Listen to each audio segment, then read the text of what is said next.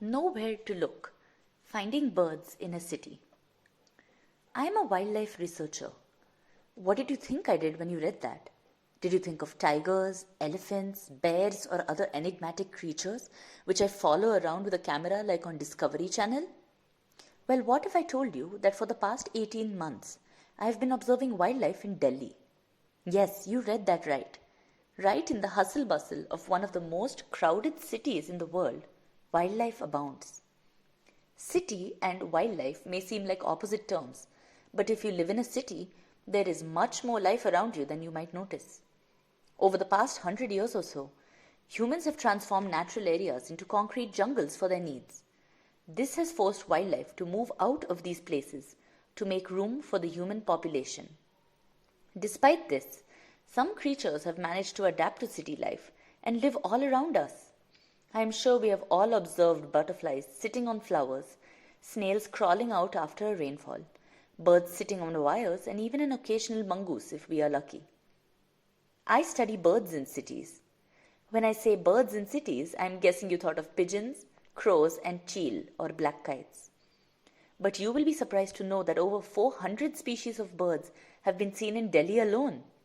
This is 1/3 of all the birds found in India. Surprised, right? This isn't just true for Delhi. Most cities in India record many bird species. The next time you go on the internet, open ebird.com/explore and enter the city where you live. You can find the number of bird species that have been seen in your city, and you will be happily surprised. But why don't you see all these birds if they're all around you? Well, there are 3 reasons. You don't know where to look, you don't know when to look, and you don't really look. For those of you who have never seen anything other than crows and pigeons in a city, I have an activity for you.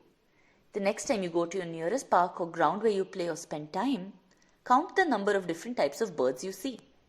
Observe the trees, the bushes, the ground, and even electric wires. I can assure you that you will count much more than 3 species. Just by keeping an open eye and really observing nature around you in your local park, you should be able to see bulbuls, doves, quails, tailor birds, prinias, parakeets, sunbirds, miners, and starlings. These birds are known as urban adapters as they are able to adjust to city life and find necessary food and shelter in cities. I suggest that everyone really interested in birds ask your parents for a bird identification book for your next birthday. I recommend A Naturalist's Guide to the Birds of India by Bikram Grewal for beginners. So, the first step to finding birds in a city is to actually start looking for them. Now that you're really motivated to go out and find interesting new birds, and maybe you even have a book with you, you don't really know where or how to begin, do you?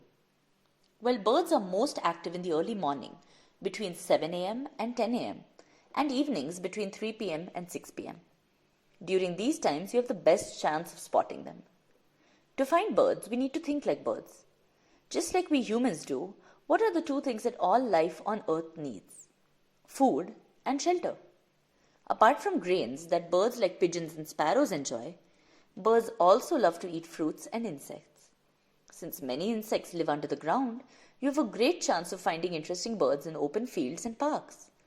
Apart from common birds like mynas, you might even see birds like starlings, lapwings, hoopoes, pipits, and also migratory wagtails during the winter. When it comes to fruits, fig fruits, which are the fruits on fig trees like peepals and banyans, are favored by many Indian birds. If you have one of these trees with fruits near your home, observe them at sunrise.